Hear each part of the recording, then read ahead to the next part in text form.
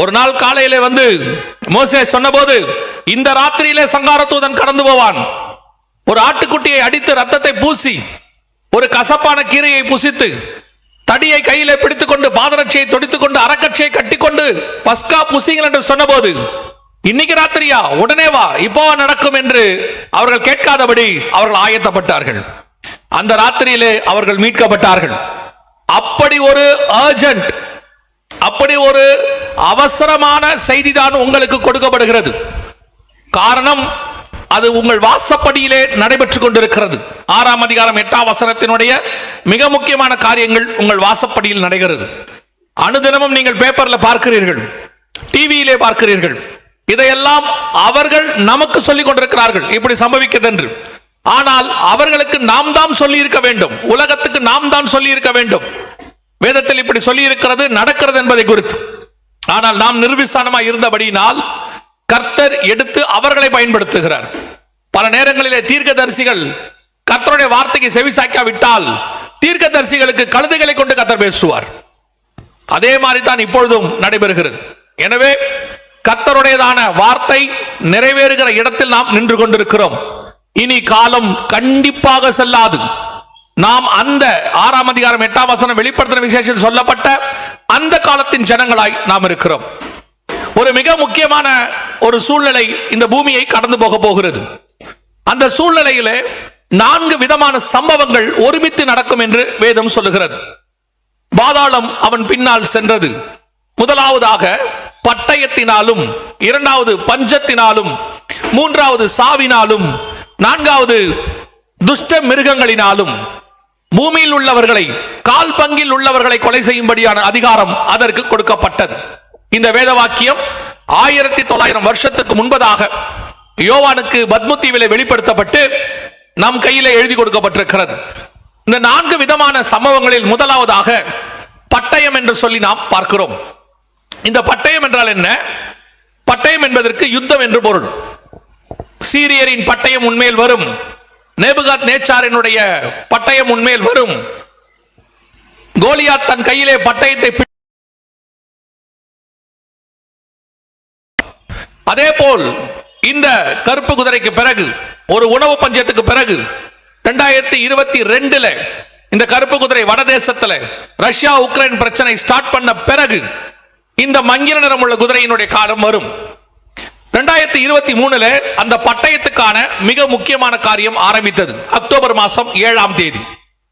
அந்த பட்டயம் என்றால், அந்த யுத்தம் என்றால் என்ன? அப்படி என்றால் வேதாகமத்தில் மிக முக்கியமான ஒரு யுத்தத்தை குறித்து ஆண்டவர் சொல்லி இருக்கிறார். எசேக்கியேல் புஸ்தகம் 38ஆம் அதிகாரம் 8வது வசனத்தில் கடைசி காலத்தில் சம்பவிக்க வேண்டிய ஒரு யுத்தத்தை குறித்து ஆண்டவர் சொல்லுகிறார். வாசியுங்கள், எசேக்கியேல் 38:8 வாசியுங்கள்.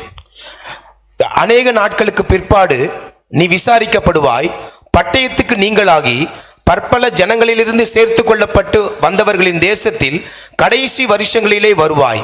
நெடுநாள் பாலாய் கிடந்து பிற்பாடு ஜாதிகளிடத்திலிருந்து கொண்டு வரப்பட்டவர்கள் எல்லாரும் சுகத்தோடி குடியிருக்கும் இஸ்ரவேலின் மலைகளுக்கு விரோதமாய் வருவாய். இது கடைசி நாட்களில் சம்பவிக்க வேண்டியதான ஓர் யுத்தம். இஸ்ரவேல் ஜனங்களுக்கு விரோதமாக கடைசி வருஷங்களிலே நீ வருவாய் என்று வேதம் சொல்லுது. அதிலும் குறிப்பாக கடைசி நாட்களில் வரும். 16வது வசனத்தை வாசியுங்கள். நீ தேசத்தை கார்மேகம் போல் மூட என் ஜனமாகி இஸ்ரவேலுக்கு விரோதமாக எழும்பி வருவாய். கடைசி நாட்களிலே இது சம்பவிக்கும். கோகே ஜாதிகளின் கண்களுக்கு முன்பாக. போதும், கடைசி நாட்களில் இது சம்பவிக்கும். இஸ்ரவேல் ஜனங்கள் திரும்பி வந்த பிறகு இது சம்பவிக்க வேண்டும். நம் கண்களுக்கு முன்பாக ரஷ்யா உக்ரைன் பிரச்சனையின் ஆரம்பத்தினுடைய முந்தின காரியத்தினால் இதை நீங்கள் பார்க்கிறீர்கள். இதான் கடைசி பேட்ச். இவர்கள் அங்கிருந்து புறப்பட்டு வந்த பிறகு அந்த கருப்பு குதிரையின் காலம் ஆரம்பித்தது. அதற்கு பிறகு இஸ்ரவேல் ஜனங்களுக்கு விரோதமாக ஓர் யுத்தம் வர வேண்டும். அந்த யுத்தம் தான் உலகளாவிய யுத்தமாக மாற வேண்டும். அந்த யுத்தத்தை தான் நீங்கள் இப்பொழுது பார்க்கிறீர்கள். அதாவது எசேக்கியேல் 38, 39 இந்த 2 அதிகாரத்தில் சொல்லப்பட்டதான கடைசி காலத்தில் சம்பவிக்க வேண்டிய யுத்தம். நீ என் ஜனமாகிய இஸ்ரவேலுக்கு விரோதமாய் நீ வருவாய் என்று ஆண்டவர் சொன்னபடி நம் கண்களுக்கு முன்பாக இஸ்ரவேலுக்கு விரோதமாக உலகளாவிய ஒரு மிகப்பெரிய யுத்தம் ஒன்று ஆரம்பித்திருக்கிறது. இந்த யுத்தத்தை இஸ்ரவேலுக்கு விரோதமாக யார் நடப்பிப்பார்கள் என்று சொல்லி பார்க்கும் பொழுது எசேக்கியேல் புத்தகம் 38ஆம் அதிகாரம் 2வது வசனத்தை வாசியுங்கள். மனுபுத்திரனே, மேசேக் தூபால் ஜாதிகளின் தலைமையான அதிபதியாகிய மாகோகு தேசத்தானான கோகுக்கு எதிராக நீ உன் முகத்தை திருப்பி அவனுக்கு விரோதமாக தீர்க்க தரிசனம் உரைத்து சொல்ல வேண்டியது என்னவென்றால், கர்த்தராகிய ஆண்டவர் உரைக்கிறார். போதும். இந்த இடத்துல சொல்லப்படுகிறது, மேசேக் தூபால் ஜாதிகளின் தலைமையான அதிபதியாகிய மாகோகு தேசத்தானாகிய கோகு. ஒவ்வொரு பேருக்கு பின்னாடியும் ஆண்டவர் ஒரு மிக முக்கியமான காரியத்தை வைத்திருக்கிறார். இவர்களில் இந்த குறிப்பாக இந்த மேசேக் தூபால் ஜாதிகளின் தலைமையான அதிபதி என்றால் யார், யாரை குறித்து சொல்லப்படுகிறது என்று சொன்னால், அந்த பேரை நான் அடுத்து சொல்லுகிறேன். இவர்கள் எங்கிருந்து வருவார் என்று வேதம் சொல்லுகிறது. வாசிங்கள். எசேக்கியேல் 39:2 வாசிங்கள். நான் உன்னை திருப்பி உன்னை 6 துறடுகளால் இழுத்து உன்னை வடபுறங்களிலிருந்து எழும்பவும். இந்த வடபுறங்களிலிருந்து எழும்ப வேண்டிய அந்த மேசேக் தூபால் இதனுடைய தலைமையான அதிபதி ரஷ்யா தேசத்தை குறித்து சொல்லப்படுகிறது. இங்கே நீங்கள் பார்க்கும்பொழுது இஸ்ரவேலுடையதான வடக்கு பக்கத்தில் நீங்கள் பார்க்கும் பொழுது ரஷ்யா கோக் மாகோக் என்று இருக்கிறது. இந்த காரியங்கள் தான் சொல்லப்படுகிறது. இந்த ரஷ்ய தேசத்திற்கு விரோதமாக, இஸ்ரவேல் தேசத்துக்கு விரோதமாக கடைசி நாட்களில் வடபுறங்களிலிருந்து ரஷ்யா எழும்பி வர வேண்டும். பர்டிகுலராக இந்த வார்த்தை, அதாவது எசேக்கியேல் 38:2 தமிழில் மாத்திரம் ஒரு வார்த்தை மொழிபெயர்க்கப்பட்டிருக்கிறது. ஆனால் மற்ற எல்லா மொழிகளிலும் அந்த வார்த்தை உண்டு. ரோஷ் என்கிறதான ஒரு வார்த்தை இங்க உண்டு. அதான் இங்க கொடுத்திருக்கிறோம் எவிடன்ஸ். அதாவது ரோஷ் என்பது ரஷ்யாவை குறிக்கிறதான ஒரு வார்த்தை. வடபுறங்களில் உள்ள ரோஷே என்று மலையாளத்தில் இருக்கும்.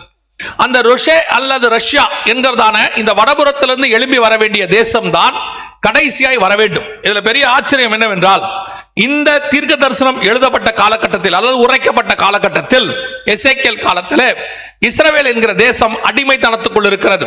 நேபுகாத்நேச்சாரால் அடிமைத்தனத்துக்குள் கொண்டு போகப்பட்டு விட்டார்கள். இஸ்ரவேல் என்கிற தனி நாடு இல்லை. அடுத்து ரஷ்யா என்கிற தேசமே இல்லை. அவர்கள் அப்பொழுது ரஷ்யா என்கிற பெயரிலும் இல்லை. இது ரெண்டும் எப்பொழுது நடந்தது என்று சொன்னால், 1917 1918 இந்த 2 வருஷத்துல இஸ்ரவேல் தேசம் பால்ஃபர் டிக்ளரேஷன் என்கிற வழியாகவும், ரஷ்ய தேசம் அக்டோபர் புரட்சி என்கிற வழியாகவும் 2 தேசமும் ஒரே காலகட்டத்தில் பூமியிலே உண்டானது. இவங்க 2 பேரும் ஒரே காலகட்டத்தில் வருகிறார்கள். இந்த தீர்க்க தரிசனத்தினுடையதான இந்த 2 பேருமே இது உரைக்கும் போது இல்லை. அந்த தேசங்கள் அந்த தேசங்களாக இல்லை. ஆனால் வேதம் சொன்னபடி மிக துல்லியமாக வடபுறத்திலிருந்து ரஷ்ய தேசம் எழும்பிற்று. ஆனால் ரஷ்ய தேசம் இஸ்ரவேலுக்கு எதிரான தேசம் அல்ல. 1948 இஸ்ரவேல் என்கிற தனி நாடு உருவாக வேண்டும் என்ற ஐநா சபையில தீர்மானம் வந்தபோது அந்த தீர்மானத்துக்கு ஆதரவாக ஓட்டு போட்ட ஒரு நாடுதான் ரஷ்யா. அவர்கள் இஸ்ரவேல் தேசம் உருவாக வேண்டும் என்று சொன்னவர்கள். ஆனால் வேதம் சொல்லுகிறது, கடைசி நாட்களில் ரஷ்யா இஸ்ரவேலுக்கு விரோதமாய் எழும்பும் என்று சொல்லி. இந்த தீர்க்க தரிசனம் நிறைவேறுகிற அல்லது நிறைவேறி கொண்டிருக்கிற காலகட்டத்தில் தான் நீங்களும் நானும் இருக்கிறோம். இந்த ரஷ்ய தேசமானது இதற்கு முன்பதாக பல நிலைகளிலே, ஏன் இப்போ ஒரு 4-5 வருஷத்துக்கு முன்பதாக கொரோனாவுக்கு பிறகு கூட ரஷ்ய தேசம் இஸ்ரவேலோடு கூட நிறைய ஒப்பந்தங்கள் போட்டது. இங்கிருந்து பென்யமின் நெத்தன்யாகு இஸ்ரேலிய பிரதமர் ரஷ்ய தேசத்துக்கு பிரயாணப்பட்டார். ரஷ்ய அதிபர் வரவேற்று சொன்ன காரியம், நான் ஒரு காலத்தில் கஷ்டப்பட்ட காலத்தில் இதே ரஷ்ய தேசத்தில் யூதர்கள் எனக்கு ஆகாரம் போட்டிருக்கிறார்கள், நான் யூதர்களுக்கு நன்றி கடன் பட்டிருக்கிறேன் என்று சொன்னார். ஆனால் அந்த ரஷ்ய தேசம் இஸ்ரவேலுக்கு விரோதமாக எழும்பும் என்று தீர்க்கதரிசனம் உரைக்கிறது. கவனியுங்கள், நம் கண்களுக்கு முன்பாக நடக்கிற சம்பவங்களை நாம் எப்பொழுதும் நம்பக்கூடாது. ஒரு காரியம் சொல்வார்கள், கண்ணால் காண்பது பொய் என்று சொல்லி. வேதத்தில் சொல்லப்பட்டதுதான் 100% உண்மை. ஆண்டவர் சொன்னபடி இந்த 3-4 வருஷத்துக்குள்ளாக ரஷ்ய தேசம் இஸ்ரவேலுக்கு விரோதமாய் எழும்பி இருக்கிறது. ஆண்டவர் சொன்னபடியே இன்னைக்கு அவர்கள் இஸ்ரவேலுக்கு விரோதமாக தீர்மானங்களை போட்டு இஸ்ரவேலுக்கு விரோதமாக யுத்த தளவாடங்களை அனுப்பி இருக்கிறார்கள் ஈரானுக்கு. இன்னைக்கு நீங்கள் இஸ்ரேல் அல்லது யுஎஸ் ஈரானுடையதான பிரச்சனையை பார்த்து கொண்டிருக்கிறீர்கள். உலகமே ஸ்தம்பிச்சிருக்கு. நிறைய அப்ஸ் அண்ட் டவுன்ஸ் இருக்கு, அல்லது ஃபேக்ஸ் அல்லது பொய்யும் உண்மையும் அதில் கலந்து நிறைய நியூஸ் வந்துகிட்டே இருக்கு. ஆனால் நாங்கள் வேதத்தை நம்புகிறோம். திடீரென்று இந்த யுத்தம், நீங்கள் எசேக்கியேல் 38-39 சொல்லப்பட்ட இந்த யுத்தம் மிக துல்லியமாய் அக்டோபர் மாதம் 7ஆம் தேதி 2023 ஆரம்பித்தது. எதற்காக அந்த யுத்தம் ஆரம்பித்தது என்று சொன்னால், எசேக்கியேல் 38:8 எசேக்கியேல் 39:2 இஸ்ரவேலின் மலைகளுக்கு விரோதமாய் இந்த யுத்தம் வரும் என்று வேதம் சொல்லுகிறது. அக்டோபர் மாதம் 7ஆம் தேதி இந்த யுத்தத்தை ஆரம்பித்தார்கள். ஆரம்பித்த போது நீங்கள் கவனித்தீர்களானால் இந்த யுத்தம் எதற்காக ஆரம்பிக்கப்பட்டது என்று சொல்லி பார்க்கும் பொழுது இஸ்ரவேலின் மலைகளுக்கு விரோதமாக ஆரம்பிக்கப்பட்டது. குறிப்பாக இஸ்ரவேல் தேசத்தில் 2 முக்கியமான மலைகள் இருக்கிறது. ஒன்று கோலன் ஹைட்ஸ் என்று சொல்லக்கூடியது, இன்னொன்று டெம்பிள் மவுண்ட் என்று சொல்லக்கூடியது. இந்த 2 மலைக்கும் தான் இப்பொழுது சண்டை குறிப்பாக ஆரம்பித்திருக்கிறது. அதுல குறிப்பாக மிக முக்கியமாக டெம்பிள் மவுண்ட் என்று சொல்லக்கூடிய மேல இருக்கிற மலைக்கு தான் சண்டை ஆரம்பித்திருக்கிறது. இந்த கோலன் ஹைட்ஸ் என்பது சிரியா பகுதியில் உள்ளது. இது எங்களுக்கு சொந்தம் என்று துருக்கியும் சிரியாவும் உரிமை கொண்டாடுகிறது. யுத்தத்தில் நாங்கள் ஜெயித்திருக்கிறோம் என்று இஸ்ரவேல் சொல்லுகிறது. சோ அதற்கான ஒரு பிரச்சனை போய்கொண்டிருக்கிறது. இன்னொன்று இது டெம்பிள் மவுண்ட். இந்த டெம்பிள் மவுண்ட் என்பது எருசலேமில் இருக்கக்கூடியதான ஒரு மலை. இந்த மலையில் தான் இஸ்ரவேலுடைய முதல் 2 தேவாலயம் சாலமோன் கட்டினது, 2வது செருபாபேல் கட்டியது. இந்த 2 தேவாலயமும் இருந்தது. அதற்கு பிறகு கிபி 1ஆம் நூற்றாண்டிலே 70 தீத்து ராயனால் அது இடிக்கப்பட்டது. அதற்கு பிறகு ஒரு 900 வருஷம் கழித்து 1000வது நூற்றாண்டிலே இந்த வழிபாட்டு தலம் கட்டப்பட்டது. ஏறக்குறைய ஒரு 1000 வருஷமாக அந்த வழிபாட்டு தலம் அங்கே இருக்கிறது. இப்பொழுது யூதர்கள் என்ன சொல்லுகிறார்கள்? இந்த மலை எங்களுக்கு சொந்தம், எங்களுடைய 3வது தேவாலயம் இங்கே வரும் என்று அவர்கள் சொல்லுகிறார். அதே வேளையில் அவர்கள் என்ன சொல்லுகிறார்கள்? இந்த எங்களுடைய வழிபாட்டு தலம் இருக்கிறபடினால் இந்த மலை எங்களுக்கு சொந்தம் என்று சொல்லி இந்த பிரச்சனை ரொம்ப வருஷமாய் போய்கொண்டிருக்கிறது. இது ஐநா சபையில ஒரு பேச்சுவார்த்தை தீர்மானமாக போடப்பட்டிருக்கிறது. ஐநா சபையிலும் என்ன சொல்லி இருக்கிறார்கள்? எருசலேமை 2ஆய் பிரித்து 2 ஸ்டேட் சொல்யூஷன் என்று சொல்வார்கள். 2ஆய் பிரித்து ஒரு பாதியை பாலஸ்தீனர்கள் கையிலும் ஒரு பாதியை இஸ்ரவேல் கையிலும் கொடுங்கள் என்று சொன்னார்கள். ஓல்டு சிட்டி நியூ சிட்டி என்று சொல்வார்கள். அந்த ஓல்டு சிட்டியில் தான் இந்த மலை இருக்கிறது, டெம்பிள் மவுண்ட். ஆனால் இதற்கு இஸ்ரவேல் ஒற்றுக்கொள்ளவில்லை, யுஎஸும் ஒத்துக்கொள்ளவில்லை. இந்த பேச்சுவார்த்தை போய்கொண்டிருக்கும் போதே பாலஸ்தீனர்கள் இந்த மலையை நாங்கள் கைப்பற்ற போகிறோம் என்று சொல்லி ஒரு யுத்தத்தை ஆரம்பித்தார்கள். இது ஆரம்பித்தது அக்டோபர் 7, 2023. அந்த யுத்தம் தான் இன்று வரை, இந்த நிமிஷம் வரை அதுதான் விஸ்தாரமாய் இருக்கிறது. முதலாவதாக அவங்க 2 பேருக்கு ஆரம்பித்தது. பாலஸ்தீனர்களுக்கு உதவியாக லெபனான் உள்ளே வந்தது. இந்த 2 பேருக்கு உதவியாக ஏமன் உள்ளே வந்தது. அவர்களுக்கு உதவியாக ஈரான் உள்ளே வந்தது. இங்கே இஸ்ரவேலுக்கு உதவியாக அமெரிக்கா உள்ளே வந்தது. இப்படி இந்த யுத்தம் கொஞ்சம் கொஞ்சமாக பெரிசாக மாறியது. சகரியாவின் புத்தகம் 12ஆம் அதிகாரம் 6வது வசனத்தின்படி அவர்கள் இடதுபுறம் வலதுபுறமும் அவர்கள் யுத்தத்தை விஸ்தாரமாக்கினார்கள். இப்பொழுது இந்த யுத்தமானது மிகப்பெரிய அளவில் வளர்ந்து ஈரான் வரைக்கும் வந்து நிற்கிறது. எசேக்கியேல் 38:5 அவர்களோடு கூட பெர்ஷியரும் என்று வேதம் சொல்லும்.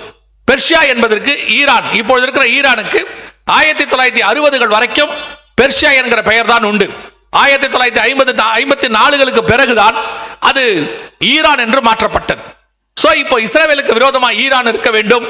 அதற்கு உதவியாக ரஷ்யாவும் மாக்கோக் என்று சொல்லக்கூடிய மங்கோலியா, அதன் இனத்தில் அதோட டிரைபலாக வந்ததான சைனாவும் ஈரானுக்கு சப்போர்ட்டாக அல்லது இஸ்ரவேலுக்கு எதிராக இருக்க வேண்டும். இதுதான் வேதம் சொல்லக்கூடியதான தீர்க்க தரிசனம்.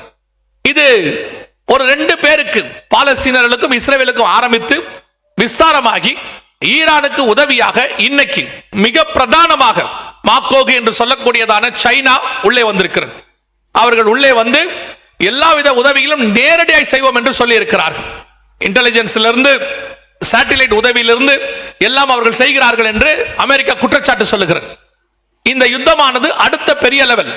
இதோடு கூட ரஷ்யாவும் வந்து சேர வேண்டும். இப்ப நீங்க கவனிச்சீங்கன்னா ஒரு வாரமாக ரஷ்யா இதில் நேரடியாக நுழைகிறது. ரஷ்யாவுடைய கப்பல்கள் மிடில் ஈஸ்ட் பகுதிக்கு வந்திருக்கிறது. ரஷ்யாவானது ஈரானுக்கு மிக முக்கியமான உதவிகளை செய்ய தொடங்கி இருக்கிறது.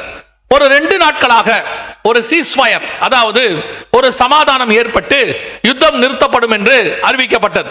ஆனால் நாங்கள் நேற்று வரை என்கிற நிகழ்ச்சியை நேற்று தினத்தில் உங்களுடைய யூடியூப் சேனல்ல வந்திருக்கும். அதுல பார்த்தீர்கள் என்றால் அதை சொல்லும் போது எங்களுக்கு ஆண்டவர் உணர்த்தினது இது முடிவுக்கு வராது என்று சொல்லி. இன்று திருப்பி ஆரம்பித்து விட்டது. ஈரான் 2 கப்பல்களை தாக்கி இருக்கிறது. மீண்டுமாக ஸ்ட்ரைட் ஆஃப் ஹார்மஸ் மூடப்பட்டு விட்டது. அதை உடைத்து திறப்போம் என்று யுஎஸ் சொல்லுகிறது. அதை திறக்க விடமாட்டோம் என்று சைனா சொல்லுகிறது. இப்போ யுத்தமானது எசேக்கியேல் 38 சொல்லப்பட்ட அடுத்த லெவலுக்கு போகிறது. இதுல இன்னும் மிக முக்கியமாக ரஷ்யாவானது நேரடியாக இதில் தலையிட வேண்டும். அவர்கள் இந்த யுத்தத்தை ஆரம்பிக்கணும், இஸ்ரவேலுக்கு விரோதமாக ஆரம்பிக்கணும். இதோடு கூட மிக முக்கியமான ஒரு நாடு துருக்கி இணைய வேண்டும் என்று சொல்லி நாங்கள் ஏற்கனவே இந்த வசனத்தின்படி பார்த்து கொண்டிருந்தோம். அல்ல தொகர்மா என்று சொல்லப்பட்டிருக்கிறது, துருக்கி இணைய வேண்டும் என்று சொல்லி. இந்த யுத்தம் ஆரம்பித்த நாளிலிருந்து துருக்கி பேசவே இல்லை. ஏறக்குறைய ஒரு மாசத்துக்கு மேலாக அக்டோபரில் இருந்து கூட துருக்கி பேசவே இல்லை. ஆனால் இந்த ஒரு வார காலமாக இந்த யுத்தத்தில் துருக்கி இணைந்திருக்கிறது. துருக்கி அதிபர் எரோடகன் சொல்லி இருக்கிறார், இனி லெபனான் மேலேயோ ஈரான் மேலேயோ ஒரு குண்டு இஸ்ரவேல் போட்டால் அது துருக்கியின் மேல் போட்டதுக்கு சமானம். நாங்கள் உள்ளே இறங்கி யுத்தத்தை நடத்துவோம். துருக்கி என்பது மற்ற நாடுகளை போல அல்ல, ஈரானே வலிமை வாய்ந்ததாக இருக்கிறது. துருக்கி ஈரானை விட வலிமை வாய்ந்தது. உலகத்தில் உள்ளதான மிக பிரதானமான 10 இராணுவங்களிலே துருக்கியும் இருக்கிறது. அவர்கள் உள்ளே இறங்குவோம் என்று சொல்லி இருக்கிறார்கள். இப்ப துருக்கி உள்ளே வருமானால் மிகப்பெரிய பிளவு உலகத்தில் ஏற்படும். நாட்டோ நாடுகளுக்குள்ளே எசேக்கியேல் 38 சொல்லப்பட்ட அத்தனை டீமும் அல்லது கர்த்தர் சொன்ன அந்த 2 பகுதியும் ஒன்றாய் உருவாகிறது. வேதத்தில் சொன்னபடியே துல்லியமாக பட்டயம் என்று சொல்லப்பட்ட 3ஆம் உலக யுத்தத்துக்கான மிக முக்கியமான காரியம். இப்போ இன்னைக்கு இதே வார்த்தையை துருக்கி ஈரான் சொல்லி இருக்கிறது. இப்ப நாங்கள் அதை ஸ்டேட் ஆஃப் ஹார்மஸை மூடி இருக்கிறோம். நீங்கள் எங்கள் மேல் குண்டு ஏதாவது ஒன்று போட்டு ஏதாவது செய்வீர்களானால் அது உலக யுத்தமாக மாறும், அதற்கு நாங்கள் பொறுப்பல்ல என்று அனௌன்ஸ் பண்ணியிருக்கிறார்கள். ஆனால் நிச்சயம் இது அந்த இடத்துக்கு தான் போய்கொண்டே இருக்கிறது. எத்தனையோ அறிஞர்கள் அல்லது அனுபவம் வாய்ந்தவர்கள் அல்லது இந்த யுத்த வல்லுநர்கள் எல்லாம் நீங்கள் யூடியூப்ல பாத்தீங்கன்னா கடந்த ஒரு மாசமா அவங்களுடையதான ஸ்டேட்மெண்ட்ஸ் எல்லாம் நான் பார்த்துக்கிட்டே இருக்கிறேன். அவர்கள் உலகத்தின்படி கணிக்கிறார்கள். உலகத்தின்படி இல்ல இப்ப முடிஞ்சிடும், நாளையோட முடியும், ஒரு சிலர்லாம் அவ்வளவுதான் ஈரான் முடிஞ்சிருச்சு இப்படியெல்லாம். ஆனால் வேதத்தில் அப்படி இல்லை. அப்ப நாங்க இதை தொடர்ந்து வேதத்தின் வசனத்தை வைத்து சொல்லும் பொழுது இது இப்ப முடியாது என்று சொல்லி, நான் ஒரு மிகச்சிறந்த ராணுவ மேஜர் அவருடைய சேனல் ஒன்று இருக்கிறது, அதை வாட்ச் பண்ண, அதை பார்த்தேன். அவர் என்ன சொல்றாரு, ஏன்னா அவர் ஒரு மிகச்சிறந்ததான ஒரு யுத்தத்தை கணிக்கக்கூடியவர்.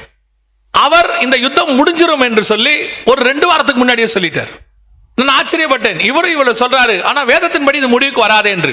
இது முடியவில்லை, அடுத்த லெவலுக்கு போயிருச்சு. ஏன்னா அவர் அப்பவே முடிஞ்சிரும் அப்படின்னு சொல்லிட்டார். ஈரான்லாம் முடிஞ்சிருச்சு, ஈரான் இனி க்ளோஸ், இனி ஈரான் இருக்காதுன்னு சொன்னார். எதுக்கு சொல்றேன்னா, அவர்கள் அறிவிலே அவர்களுக்கு தெரிந்ததை சொல்லுகிறார்கள், அதுவும் தப்பல்ல. ஆனால் யாராலையும் கணிக்க முடியாத ஒரு விஷயத்தை 2000 வருஷத்துக்கு முன்பதாக நம்முடைய வேதம் துல்லியமா எழுதி வைப்பதற்கு போதுமானதாக இருக்கிறது. அல்லேலூயா. நான் அதுக்கு தான் எப்பவும் சொல்லுவேன், உலகத்தார் சொல்லுகிறதை நம்புகிறோமோ இல்லையோ, ஆனால் வேதம் சொன்னதை நம்பணும். பரிசுத்த வேதாகமத்தில் சொல்லப்படுகிற காரியங்களை நம்ப வேண்டும். ஏனால் கர்த்தருடைய வார்த்தை, வானமும் பூமியும் ஒளிந்து போனாலும் கர்த்தருடைய வார்த்தை ஒரு நாளும் ஒளிந்து போகாது.